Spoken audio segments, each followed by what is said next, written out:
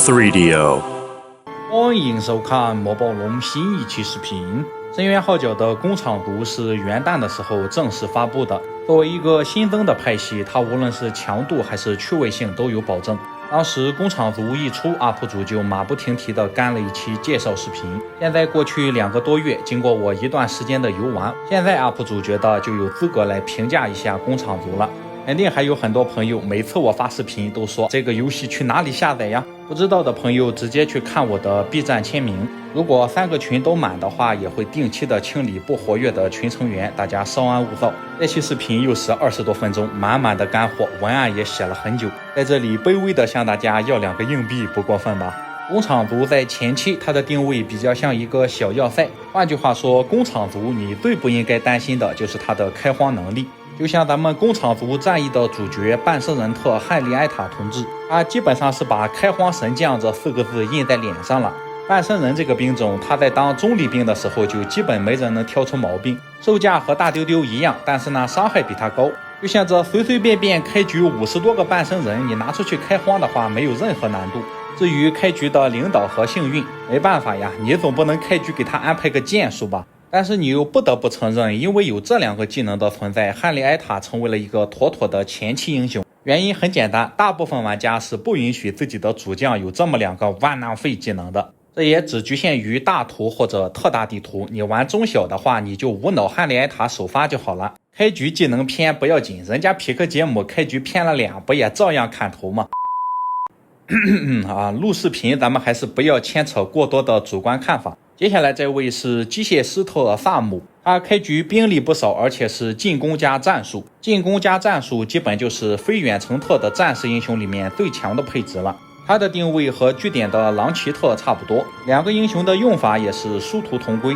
这里再着重的讲一下这个机械师，你看上去他好像是个修机械的辅助单位，但是这个兵种没有升级，杀伤力就有2到4，而且还有龙息。萨姆带队的话，和狼奇特的狼骑一样，开局就有7速，并且机械师他的初始生命值是14点，比狼骑要肉得多。所以说个人感觉萨姆的整体实力还是要比狼奇特强一点点的。就这么说吧，哪怕是机械师他没有这个修理技能，他也是个合格的2级兵。深渊号角这个版本本身就是为 PVP 准备的，工厂图这种吃操作的，毫无疑问在 PVP 里面可以大放光彩。这位坦克雷德特长雇佣杀手，虽然说这个雇佣杀手的翻译很臃肿，人们一般叫他枪手，但是这个翻译是没毛病的。他们本质上是个杀手，被雇佣来了，所以说叫雇佣杀手。这时候观众表示，枪手。在魔法门的世界观里面，有把枪那真的是再正常不过了。英雄无敌里面还好说，但是在魔法门里面经常会有一些德高望重的老法师打不过一个拿机枪的主角。他开局是中级剑术，实力肯定不是顶尖，但也是有的。但是在游戏里面，你就算是单纯的想玩枪手，你也不大可能用它来当首发，因为绝大部分朋友包括 UP 主在内，到了后期枪手的数量肯定不会太多。接下来这位是官图里面工厂族最强神将没有之一的梅尔基奥尔。原因很简单，官图里面外交术没有削弱，这样的话外交3节就有4个了，非常合理。但是他的这个特长并不是传统意义上的增强外交术，确切的说只是增强了一部分，他增强的只是你投降的费用。讲白一点，这就是一个投降特，只不过开局有一个外交术而已。外交术加领导术，如果你就是想玩外交术的话，它的上限比老术还要高。但是如果你用它来打随机地图的话，这个外交术就会大打折扣。毕竟你也不想花上万块钱只招募来7个灯神吧。我曾经出过一个视频，就是用它当首发。如果你足够无赖，就是用它来投降逃跑的话，那还是可以一用。除此之外，外交术这个技能在随机地图里面学不学问题不大。接下来是工厂族的急救特弗洛里伯特，这一个个的名字是真难念。开局防御加急救，也是急救3节里面唯一的一个战士英雄。是的，急救3节现在也有4个了。新版本当中，急救术终于是获得了增强，你有一个初级急救就可以恢复40到50点生命。但是呢，急救特无论再怎么花里胡哨，他也就只是一个前期英雄。尽管急救术要强于学习能力，但是到了后期，玩家看到学习能力和急救术虽然都是吃了一口大便，但是吃一口学习能力还是要香一点。急救术最大的问题是，一旦你的帐篷没了，他的这个技能也就没有用了。这个帐篷只有75点的生命值，完全没有什么防御力。你要硬说它有用呢，工厂也没有像飞龙这种需要急救帐篷的兵种。说着说着，我发现我说的有点多余了，反正是我觉得没有人会选择他当首发。下一位是工厂族的侦察特，像侦察特这种英雄就是妥妥的 PVP 英雄。PVP 里面你见到侦察术的话，那是一定要学的。如果你打电脑的话，那就没有必要了。广大人机玩家有一个比侦察术还要强的侦察技能，那就是独当。侦察术这个技能只要加一个前提条件，就立马变成神技。就比如有老板找 UP 主明确表示，你在打的时候不能独当，啪一下啊，很快啊，这个侦察术就一跃成为一个神技。UP 主还是不大喜欢独当的。嘿咻咻，这是干什么？说话太没有边际了吧？其实看我直播多的朋友会发现一个规律， UP 主绝大部分情况之下独当都是因为不独当就基本要砍头了。接下来这个是我最喜欢的工厂战士英雄，他就是杜里，特长防御术。实际用起来的话，他比阿尔金要厉害一点，他不是像泰泽那样的纯钢板，他还是有输出的。这个英雄前期很舒服，到了后期也是一大神将，换句话说就是从头舒服到尾。如果硬要说缺点的话，就是雇佣兵这个职业他学不到水系，而偏偏工厂族又很需要水系，不得不说是非常的遗憾。如果他能学水系的话，绝对是最强钢板。就算不能学，他在绝大部分情况之下也是个最强的钢板特。泰泽身上最致命的问题在杜里这里得到了解决，因为他终于在前期看上去不像一个白板了。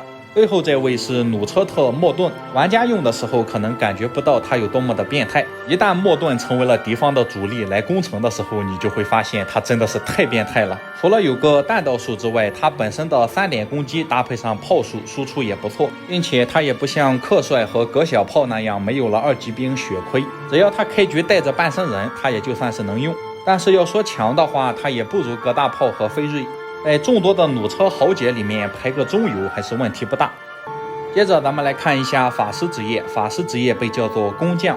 首先是特长穿山甲的穿山甲女王，背景设定上她和要塞城的麦琳德是姐妹。穿山甲这个兵种用2个字概括就是凑数，那么捎带着穿山甲女王这个英雄也是个凑数的。背景里面穿山甲也是工厂人民最主要的肉类来源，这样的兵种放游戏里面菜点也就菜点吧。接下来是我觉得可以在工厂族英雄里面排前3的托德。首先他特长的是工厂的4级兵蜘蛛，机械蜘蛛在工厂里面绝对可以算是一个核心。然后他和布朗一样，开局还带着4级兵。最后他开局有个战术，开局有战术的法师都是好法师。总而言之，托德完全没有毛病。尽管机械蜘蛛在没有升级之前和蜥蜴的战斗力相比还是小有差距，但是毫无疑问，托德比布朗更适合当主将。一个英雄都能和布朗相比了，而且还比布朗更厉害，那么这个英雄绝对是个神将，并且他和布朗一样，小图中图也是非常好用。毕竟没有人能够拒绝一个英雄开局带着4级兵。接下来是工厂的杀虫特阿加尔，看设定的话，他和前作的阿加好像是一个人。杀虫这个兵种在没有升级之前是一个小大雕，升了级之后它比大雕更实用，所以说阿加尔绝对也不是一个弱将。其实看到这里你就会发现工厂族还真的没有太弱的英雄。阿加尔我不喜欢用他当首发，主要是开局有个终极智慧树，一不小心偏了那该如何是好呀。杀虫是钻地移动的，他在船上和飞艇上战斗的时候不能钻地，不过这也可以忽视，因为大部分玩家还是不喜欢玩有水的地图的。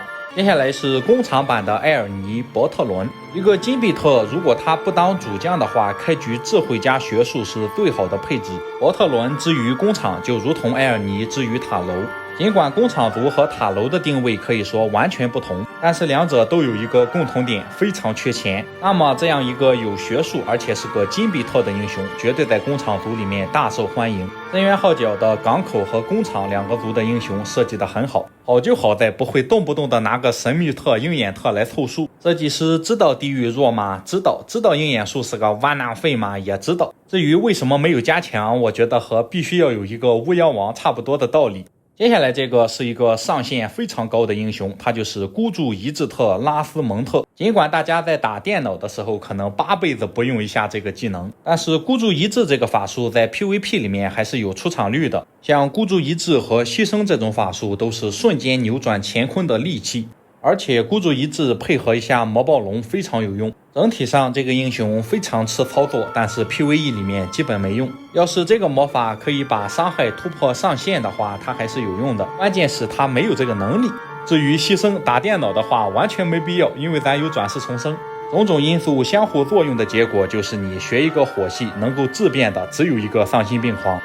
这位是我最喜欢的工厂英雄，他就是小锁爷奇夫。相信很多朋友一直想要一个霹雳闪电特，尽管他和小剑人相比还是小有不足，但是一个开局就能炸63点伤害，而且能够用2次魔法的英雄来说，已经非常不错了。相较于锁爷放一个连锁闪电就进入贤者模式，咱们的小锁爷奇夫则显得更为持久。伤害性法术特开局有个魔力也是相辅相成，尽管这些英雄到了后期他的魔法伤害通通不如马尔克斯，但是他们难能可贵的地方就是开局带着一个你可能很久才能学到的法术。工厂族的所有英雄里面，如果你硬找一个万浪费的话，那毫无疑问就是维多利亚。首先他特长的是埋设地雷，基本上这个魔法没大有什么出场率。然后就是他开局有一个学习能力，只要你不是像罗尼斯那样超级变态的，你开局有个学习能力，这个英雄已经废了一半，输在了起跑线上。更加操蛋的是，他的地雷只能提升伤害而不能提升数量，放埋设地雷缺的又不是这点伤害，放了敌人踩不到，那是最吃亏的。好在他的特长可以增加塔楼地雷的伤害，但即使是你玩塔楼选他当外援也是没有用，因为他增加的那点伤害连塞牙缝都不够。这里还有一个非常具有黑色幽默的小故事，那就是维多利亚和工厂族的急救特是夫妻，急救特每天的主要伤员都是被他老婆地雷炸的。最后一个是和城堡虚弱特几乎一毛一样的伊恩斯威斯，尽管这个虚弱无力魔法出场率不大高，但是人家开局有个理财术，当个副将还是很称职的。这一圈看下来的话，工厂族神将非常多，真正的万浪费就维多利亚一个。给这些英雄排名的话，强度最高的3个应该是蜘蛛特、半身人特和钢板特。尽管我非常喜欢奇夫这个英雄，但是不得不承认他在工厂里面排个前5就不错了。游戏里面像虚弱无力、护体石肤、失血奇术这些魔法，他们都是固定的加成，和游戏里面的连锁闪电、霹雳闪电这种魔法特是不同的。讲完了英雄，我们来说一下工厂族的整体定位。它前期是一个小要塞，后期因为有2个7级兵，它也不弱。但是这个所谓的不弱和塔楼一样，你必须得有钱，你没钱的话，工厂还是玩不转的。玩工厂的话，你只有一个国会外加一个金币特，根本养活不了这么多兵。即使是同州产的话，它也打不过塔楼和城堡。所以说大家就不用觉得它有2个7级兵就会破坏平衡了。实际上工厂族这个新派系的平衡度还是很高的。我觉得它最破坏平衡的就是银行这个建筑，它不仅是一个小图快攻神器，而且你在贷了款之后成丢了，这个钱你也不用还了，哪怕你第2天就光速收付，你也可以重新贷款。接着是它的另一个建筑魔力发生器，可以让你的英雄在守城的时候增加20点魔法，这个效果是每一场战斗都会生效1次。所以说就算是有3个敌人同时来攻城，你只要运用得当，你的魔法值也是用不完的。接着是工厂族的魔法配置，坏消息它偏火系，好消息它同时也偏土系。一个种族它的魔法塔里面偏什么也好，就是不能偏火系。工厂的3级魔法非常喜欢出埋设地雷，你说偏火系呢，这局咱的魔法塔里面还没有双目失明，但是不管怎么说，人家好歹是能够建到5级魔法塔，比城堡这种魔法弱族还是要强一点的。最后是重头戏环节，工厂的兵种。工厂可以同时建造2个7级兵，这样的派系就算是再菜，这2个7级兵就算都是鬼龙，他的后期决战能力也不差。1级兵是半身人，在他之前当中立怪的时候，他的性价比就很高，没有升级之前卖40金币，和大丢丢一样，但是输出一个是1到2，一个是1到3。半身人有一个永久幸运的技能，和牛头王的士气高涨同理，他们的产量是每周15个。工厂的开荒能力向来是不用操太多心，1级兵都是远程了，他还能差到哪去呢？就像塔楼的大丢丢，你单看属性的话，那完全是个万能费，但人家是远程兵，所以说拯救了塔楼的开荒。半身人在升了级之后，杀伤力变成了2到3，还能忽视敌方20%的防御，基本相当于一个小大帝了。大帝有什么优点它都有，大帝的缺点它也是一个不落。尽管他是一个一级兵，却是工厂前期的主力输出。二级兵是工程师，没有升级之前叫机械师，这是一个辅助单位，可以修理你的机械。没有升级之前，一个机械师可以修复10点生命值，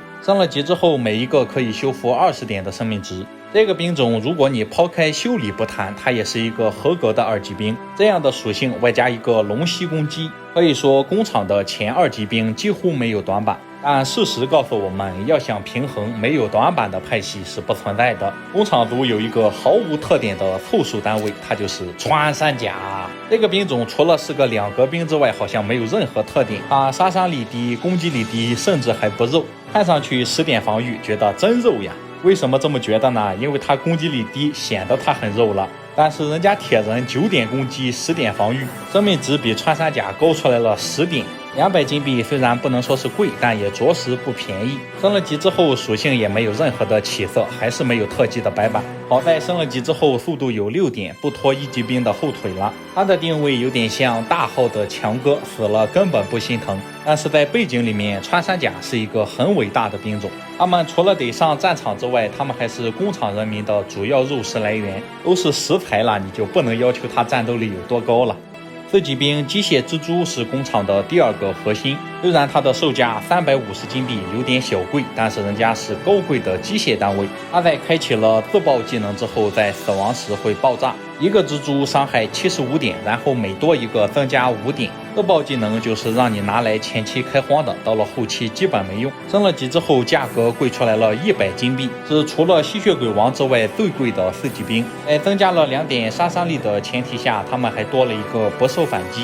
如果机械蜘蛛再搭配上工厂的2级兵，它的上限很有可能会超过吸血鬼王，因为吸血鬼王要想发挥最大能力，它的数量必须得多。机械蜘蛛则是买出来就能立刻投入使用，拿来开荒的话上限非常高。但是由于它产量是每周5个，外加450金币，工厂的所有兵种卖的都不便宜，所以说玩家在玩工厂的时候，经常会感觉到没钱花了。5级兵杀虫，它在没有升级之前是一个缩小版的大雕，没升级之前它的属性只能说是凑合。在陆地上战斗的话，它基本相当于一个飞行兵，并且由于它们好像没有眼睛，所以说免疫失明和石化。这个兵种是很依赖于升级的。升了级之后，它不仅多了一个特技，而且生命值还多了10点。当死亡杀虫移动到一个尸体上面的时候，它就会先吞噬掉这个尸体，吞噬之后，它的下一次攻击就会额外攻击1次，吞2个就是额外3次，吞3个就是4次。在生命值和雷鸟持平之后，实际上它已经比雷鸟好用了。前面我就说过，工厂组打快攻是完全没问题的。只带1、2、3、5级兵的话，它的上限甚至和据点差不多。不想打快攻的话，工厂玩中速也没有问题。说到这个中速，就不得不提工厂的6级兵枪手。这个兵种初看它的属性会吓一跳，因为作为一个6级兵，它只有45点生命值。在得知了它的特技之后，你会觉得它很厉害。它的抢先反击类似于4代精灵的技能，就是敌方的远程兵想要攻击枪手的时候，首先得挨枪手一下。单看它的属性和杀伤力的话，它的输出非常爆炸。只不过一旦你度过了前期开荒阶段，这个兵种就和大地一个待遇了。升了级之后也没有增加生命值，但是呢，售价变成了1100金币。抢先反击的次数由之前的1次变成了无限次。就比如他打一个分7组的神射手，开局点个等待，然后神射手射他之前会先挨他1枪。算下来的话，升了级的枪手可以连开7枪，是不是很炸裂？然后呢，就没有然后了。一开始我也觉得这个兵种非常好用，但实际用起来的话，觉得名不副实。这个价格和生命值倒是没毛病，但是呢，性价比着实不高。内测的时候，他们60点的生命值有点过于破坏平衡，又改成了45。7级兵是长相酷似魔暴龙的羽蛇，这都不能说是酷似了，你就叫它魔暴龙也没有任何毛病。好消息，我们先进的魔暴龙已经完全超越了老式的鬼龙。坏消息，7级兵里面除了鬼龙，它谁都打不过。它的超脱是一个主动技能，开启之后会获得1回合的无敌。没有升级之前，开启之后会跳过自身的回合。升了级之后，你开启的话，它当回合还是可以行动。这个技能往小了说，它可以贴敌方的远程兵；往大了说，配合末日镜像孤注一掷都没有问题。末日和孤注一掷这不难理解。至于镜像，它和镜像大天一样，复制出来的也可以触发技能。看到这儿，如果说工厂有一个致命缺点的话，那只能是工厂的战士英雄学不出水系。像这种很多兵种都有主动技能的派系，它配上镜像大法，作用非常明显。复制出来的蜘蛛依然可以开自爆，复制出来的工程师依然可以修理。